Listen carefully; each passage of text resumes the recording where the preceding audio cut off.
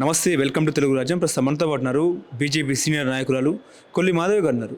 కొల్లి మాధవి గారు, Etela Rajender versus CM, మధ్యలో జగ్గారెడ్డి. అసలు ఆ రోజు ఏం జరిగింది? మీరు కూడా ఈటెల రాజేందర్ పక్కనే ఉన్నారు. అసలు ఏం జరిగిందండి? ఇవాళ 2000లో ఆక్యుపై అయిన ఇళ్ళు, 2000 నుంచి ప్రాపర్టీ ట్యాక్సెస్ కడుతున్న ఇళ్ళు, 2000 నుంచి వాళ్ళకి ప్రతిదీ కరెంటు బిల్ కానివ్వండి, ప్రాపర్టీ ట్యాక్స్ కానివ్వండి, మంజీరా వాటర్ కనెక్షన్స్ కానీ ఇవన్నీ ఉన్న అపార్ట్మెంట్స్కి ఇవాళ కొత్తగా వచ్చి నోటీసులు ఇచ్చి 1 వీక్లో మీరు ఖాళీ చేయండి అని చెప్పి నోటీసులు ఇవ్వటం ఏంటి? మీరు తీసుకొచ్చిన హైడ్రా ప్రకారం ఆయన చూసుకున్నా కూడా 2024 తర్వాత ఉన్న బిల్డింగ్స్కి వర్తిస్తుంది తప్ప దానికి ముందు కాదు అని చెప్పి ప్రకటించింది వాళ్ళే. అలాంటిది ఇవాళ చెరువులు, ఎఫ్టీఎల్ పరిధులు కానీ ఇంకోటి కానీ ఇవన్నీ కూడా మీరు హైడ్రాకి బదలాయించారు. ఇవాళ ఎంఆర్ఓ కొత్తగా అంటే ఒక కలెక్టర్కి తెలియకుండా, హైడ్రాకి తెలియకుండా నోటీసులు ఇవ్వటం ఏంటి చెప్పండి? దీంట్లో ఏదో మతలబు ఉందనే కదా అర్థమవుతుంది. ఇవాళ ఈ రెసిడెంట్స్ అందరూ ఒక అపార్ట్మెంట్లో 48 కుటుంబాలు, ఇంకొక అపార్ట్మెంట్లో 30 కుటుంబాలు. ఈ కుటుంబాలన్నీ కూడా ఇవాళ స్థానిక ఎంపీ అయిన ఈటెల రాజేందర్ గారిని కలిసి మాకు ఇలా నోటీసులు ఇచ్చారు, 1 వీక్లో వెకేట్ చేయాలని చెప్పినప్పుడు నేను వస్తాను మాట్లాడుతున్నారు. ఈటెల రాజేందర్ గారు ఇవాళ కలెక్టర్తో మాట్లాడినప్పుడు అసలు నాకు తెలియదు, ఎంఆర్ఓ ఎట్లా నోటీసులు ఇచ్చాడో తెలియదు, నేను కనుక్కుంటా అన్నారు. MRO phone was not reachable, అది స్విచ్ ఆఫ్ ఉండింది. తర్వాత ఈటెల రాజేందర్ గారు బాధితులు కలవడానికి వచ్చినప్పుడు నిజంగానే వారు అందరూ కూడా చిన్న చిన్న ఉద్యోగాలు చేసుకుంటూ లోన్స్, ఇవాళ బ్యాంక్ లోన్స్ వచ్చినాయి దానికి, ఆ ఫ్లాట్స్ అన్నిటికీ. ఇవాళ లోన్ తీసుకోవాలంటే ఎంత కష్టమో మీకు తెలుసు. ఆ లోన్స్ 5 సంవత్సరాల నుంచి కట్టుకుంటూ వస్తూ ఇవాళ పిల్లల్ని పాపల్ని వేసుకుని ఇవాళ కుటుంబాలన్నీ అక్కడ జీవిస్తున్నప్పుడు మీరు 1 వీక్లో ఖాళీ చేయమంటే వాళ్ళ మనోవేదన ఎట్లా ఉంటుందో మీరు అర్థం చేసుకోండి. అలాంటి కుటుంబాలందరికీ అండగా మీకు నేను ఉంటాను. ఇది ముమ్మాటికి తుగలక పాలనే. ఎందుకంటే ఇవాళ ఏ శాఖ చూసినా, అటు మున్సిపల్ శాఖ కూడా ముఖ్యమంత్రి గారి దగ్గరే ఉంది.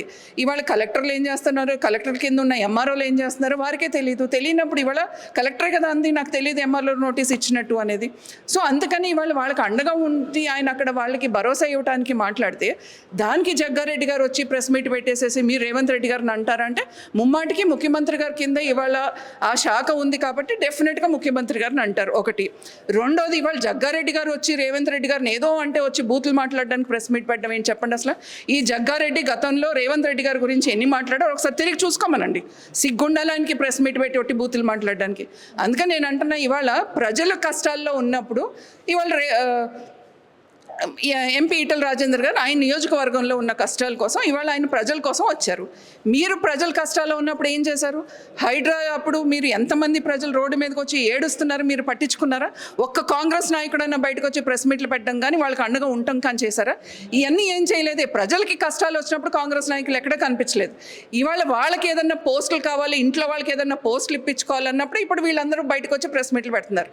అందుకని నేను అంటున్నా, మీరు ప్రజలకు ఇచ్చిన హామీలు ముందు నిలబెట్టుకోండి. ఈ ప్రజలకు ఇచ్చిన ఏదైతే గ్యారంటీలు ఉన్నాయి దానికోసం వెళ్ళి ముఖ్యమంత్రి గారితో మాట్లాడిన తప్ప మీరు వచ్చి బీజేపీ నాయకుల మీద అవాకులు చవాకులు పేలితే ఇక్కడ ఏదో భయపడతారు అనుకోకండి. మీరు ఇళ్ళు ముట్టడి చేస్తే లేకపోతే ఇంకోటి చేస్తే భయపడే కార్యకర్తలు ఇక్కడ ఎవరూ కాదు. మీరు ముందు జాగ్రత్తగా ఉండండి. రేపు ప్రజలు తిరగబడి మీ ఇళ్లని ముట్టడి చేస్తారు. మీ ప్రభుత్వాన్ని దించే రోజులు దగ్గరలోనే ఉన్నాయి ఈ ప్రజలతో. అంటే బట్టలిపుతాము, రారా పోరా ఏంట్రా కొడక అన్నట్టు కూడా మాట్లాడుతున్నారు. ఏం చెప్తారు దానికి? అది ఆయన విజ్ఞతకు వదిలేస్తా. ఇవాళ నేను అసలు ఆయన గురించి మాట్లాడిన ఆయన పెద్దలను కూడా చేయదలుచుకోవాలి. ఎందుకంటే ఆయన స్థాయి ఏంటో అందరికీ తెలుసు. అసలు జగ్గారెడ్డి గారిని ఎవరు సీరియస్గా తీసుకునే పరిస్థితి లేదు. జగ్గారెడ్డి మాట్లాడే మాటలు అంతకన్నా పట్టించుకోవాల్సిన అవసరం లేదు. అందుకని నేను ఆయన మాట్లాడిన మాటలు ఆ స్థాయి దిగజారి నేను ఇంకా అంతకు మించి మాట్లాడను. నేను అందుకని చెప్తున్నా, ఆయన ఇవాళ ఎందుకు ఇవాళ ప్రెస్ మీట్ పెట్టి మాట్లాడుతున్నారు అని అంటే డెఫినెట్గా ఆయన ఏదో ఆశించి రేవంత్ రెడ్డి గారు ఏదో వాళ్ళ ఇంట్లో వాళ్ళకి ఏదన్నా పోస్టులు ఇస్తారో లేకపోతే ఆయనకి ఏమైనా ఇస్తారే అని చెప్పి మాట్లాడడం తప్పితే అంతకు మించి ఏం లేదు. ఇంతే టైం పడుతుంది ఎవరికైనా సరే ఎదురు మాట్లాడడానికి. సిగ్గుండాలి. మాకు ఇవాళ ఆ విజ్ఞత ఉంది కాబట్టి అలాంటి మాటలు మేము మాట్లాడాలి. సవాళ్ళకు ప్రతి సవాలు విసురుతున్న పరిస్థితి వాళ్ళది. ఈటెల రాజేందర్ది హైబ్రిడ్ రాజకీయం అయితే వాళ్ళది మాస్ రాజకీయం అన్నట్టు కూడా మాట్లాడుతున్నారు. ఇవాళ హైబ్రిడా మాసా ఒకటే నేను అడిగేది. ప్రజల కష్టాల్లో ఉన్నప్పుడు అది మాసా హైబ్రిడా మీరు తేల్చుకోండి. ప్రజల కష్టాల్లో ఉన్నప్పుడు కాంగ్రెస్ నాయకులు ఏం చేశారు మీరు చెప్పండి? ఎందుకు నిద్రపోయారు కాంగ్రెస్ నాయకులు? మరి నోటీసుల గురించి ఎందుకు మాట్లాడరు? ఎంఆర్ఓని సస్పెండ్ చేశారా? మరి ఏ రకంగా నోటీసులు ఇస్తారు? ఎంఆర్ఓ వచ్చి కలెక్టర్కి తెలియకుండా నోటీసులు ఇచ్చిన దాని గురించి మాట్లాడకుండా రేవంత్ రెడ్డిని మాట్లాడారంటే ముమ్మాటికి రాష్ట్ర ముఖ్యమంత్రి గురించి మాట్లాడతారు. ఆయన దగ్గర ఈ శాఖ ఉంది, ఆయన ఏం జరుగుతుందో ఈ రాష్ట్రంలో చూసుకోవాలి. ఆయన తీసుకొచ్చినవి అన్నీ రివర్సే కదా. హైడ్రా తీసుకొచ్చారు, ఏం చేశారు? ఎన్ కన్వెన్షన్ కోల్గొట్టారు. మళ్ళీ ఇవాళ అక్కడ మల్టీ ఫ్లోర్ బిల్డింగ్కి పర్మిషన్ ఇచ్చారు. తర్వాత మీరు ప్రతిదీ చూడండి. హెట్రో ఏమని చెప్పారు ఆ రోజు, ఒక జియో తీసుకొచ్చి హెట్రో ఏదైతే వీళ్ళు గతంలో బీఆర్ఎస్ ఇచ్చిందో అవన్నీ క్యాన్సిల్ అన్నారు. మరి మీరు దాన్ని మళ్ళీ రెన్యూవల్ చేశారు కదా హెట్రో దీనికి. తర్వాత మీరు కొడంగల్లో కానీ ఫార్మాసిటీకి కానీ తీసుకున్న ల్యాండ్స్ అన్నీ కూడా మళ్ళీ ఇవాళ అక్కడ క్యాన్సిల్ అంటున్నారు. మరి తీసుకున్న భూములు ఏం చేశారు? మీరు ఇచ్చిన జియోలు మీరేస్తారు, మళ్ళీ మీరే క్యాన్సిల్ అంటారు. ఇవన్నీ చూస్తే ఇది రివర్స్ ప్రభుత్వం, తుగ్లక్ ప్రభుత్వం కాకపోతే మరి ఇంకేమనాలి మీరు చెప్పండి. అందుకని నేను అంటున్నా, మీరు ప్రజలకు ఇచ్చిన హామీలు లేదా ప్రజలు కష్టాల్లో ఉన్నప్పుడు వీళ్ళు ఎవరన్నా బయటకు వచ్చి మాట్లాడితే వాళ్ళకి ఎంతో కొంత విలువ ఉంటుంది. ఇవాళ మీరు ప్రజల కష్టాల్లో ఉన్నప్పుడు మేము పట్టించుకోము, కానీ రేవంత్ రెడ్డి గారిని అన్నారు కాబట్టి నేను వచ్చి మాట్లాడతాను అని చెప్పి మాట్లాడే ఈ నాయకుల్ని ఎవరు పట్టించుకునే పరిస్థితి లేదు. ఇట్లా అందరు కులం గురించి మాట్లాడుతున్నారు. నువ్వే కులము, రెడ్డా లేకపోతే మున్నూరు కాపా, ముదిరాజా అని కూడా మాట్లాడుతున్న పరిస్థితి ఏం చెప్తారండి? ఇవాళ ప్రజలు కష్టాల్లో ఉన్నప్పుడు అక్కడ కులాలతో సంబంధం లేదు. ప్రజలు అన్నాక ప్రజలు అంతే, దాంట్లో అందరూ ఉంటారు. దాంట్లో ఈ కులం ఆ కులం అనేది లేకుండా అందరూ ఉంటారు. సో బాధితులకి అండగా నుంచోటానికి ఈటల రాజేందర్ గారు వచ్చారు, కానీ కులాన్ని చూసో లేకపోతే ఇంకోటి చూసారు. వీళ్ళకి మళ్ళీ మేనిఫెస్టోలు సపరేట్గా, మైనారిటీలకి సపరేట్ మేనిఫెస్టో, యాక్సిడెంట్ అయితే మైనారిటీకి అయితే ఒక రకం, ఇంకొకరికైతే ఒక రకం అని పెట్టడానికి ప్లాన్ చేసిన నాయకులు అయితే మేము కాదు. అది గుర్తుంచుకోమనండి. అందుకని నేను చెప్తున్నాను, ఇక్కడ కులాలతో ఇంకో దాంతో సంబంధం లేదు. ప్రజలు కష్టాల్లో ఉన్నారు కాబట్టి ఇవాళ ఈటల రాజేందర్ గారు అక్కడ ఎంపీగా వచ్చారు. అది గతంలో మేము ఇవాళ మీ రేవంత్ రెడ్డి గారు ప్రాతినిధ్యం వహించింది అక్కడి నుంచే.